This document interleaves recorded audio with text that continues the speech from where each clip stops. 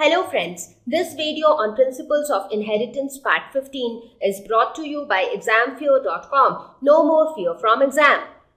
Now, the discussion on blood grouping will remain incomplete if we do not talk about multiple alleles, because this is something very different which we saw in case of the ABO blood grouping. Before that, whatever we have discussed, in most of the cases you saw that a gene has two alleles. Now, those genes which have more than two alleles, they are known as multiple alleles, and blood group, that is the ABO blood group, is a very important example of multiple alleles. So this is also a non-Mendelian inheritance pattern, because as per Mendel's laws of inheritance, he never spoke of multiple alleles. He always said that one gene can have only two alleles. That is what was told by Mendel. But later it was found that it is not necessary. One gene can even have more than two alleles, and all such alleles fall under the category of multiple alleles.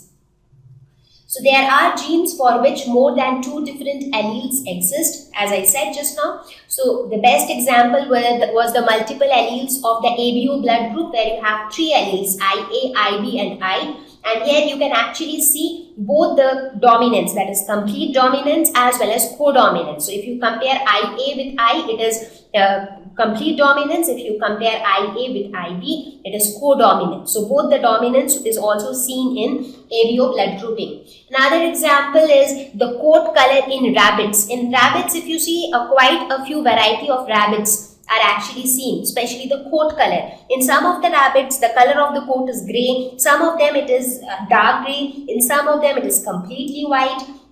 So the coat colors are different. And it has been seen that the gene which is responsible for coat color, that gene has got 4 alleles. So even 3 is not the max number. So there are genes which have more than 3 alleles, more than 4 alleles. So for this rabbit, the coat color in rabbit, it has 4 alleles, that is C, capital C, small c, CCH and CH. So let us see what are each of them. So capital C.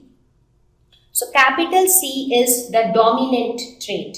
So the dominant allele, whatever you call it. So the capital C is for fully colored coat. So here the coat is fully colored. So that is capital C. So if you talk about the small c is white. That is completely white. So this is the recessive allele. So this is the recessive one. So this will get displayed only if it is inherited. The small c is inherited from both the parents. So here it is going to be completely white for a small c. CCH, that is going to be the chinchilla. CH stands for chinchilla, and here this is going to be more dominant.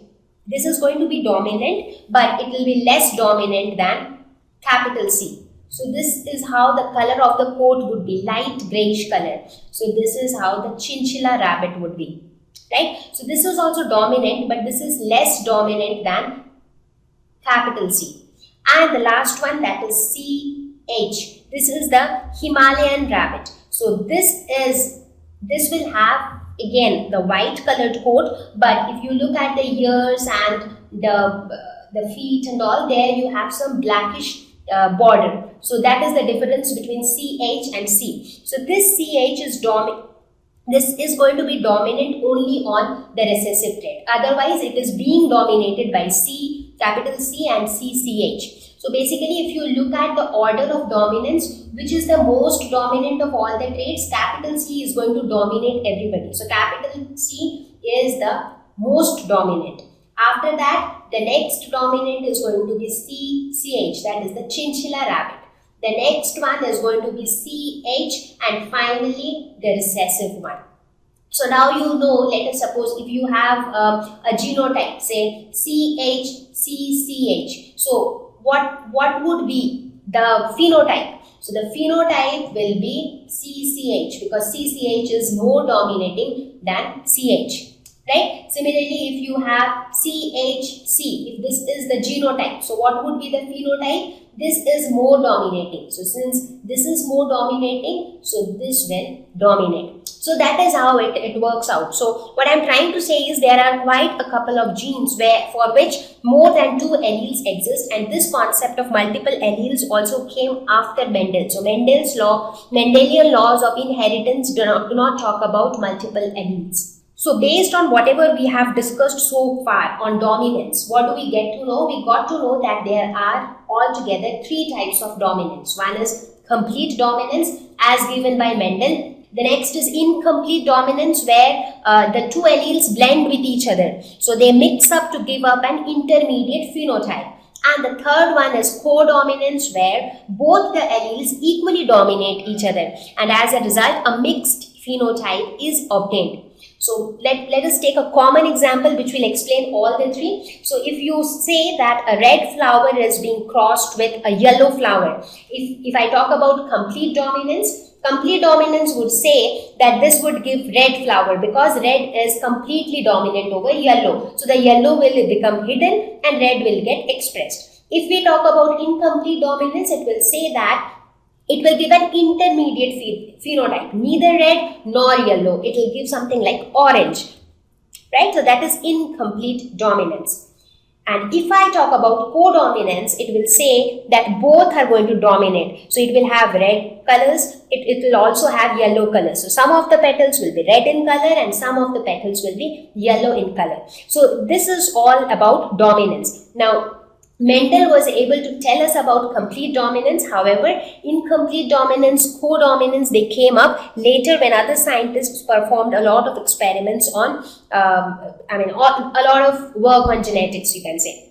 So this was all about the inheritance of one gene. So till now we have discussed about the inheritance pattern, how traits get inherited or how traits get passed on from one generation to other generation with respect to one trait. We did not talk about 2 traits. So everywhere if we talked about the height, we only talked about tall and dwarf. If we talk about the seed color, we only talk about green and yellow. If we talk about the flower color, we only talk about red and white or red and yellow. So that is what we have considered so far. But now we will make it little more complicated by talking about 2 traits. That is, we will see what happens when you have a plant which is tall, at the same time it is with round seeds, and you cross it with a plant which is dwarf and at the same time it has got wrinkled seeds. So now we are actually considering 2 contrasting traits. So everything, all the calculations and everything will get. Thank you.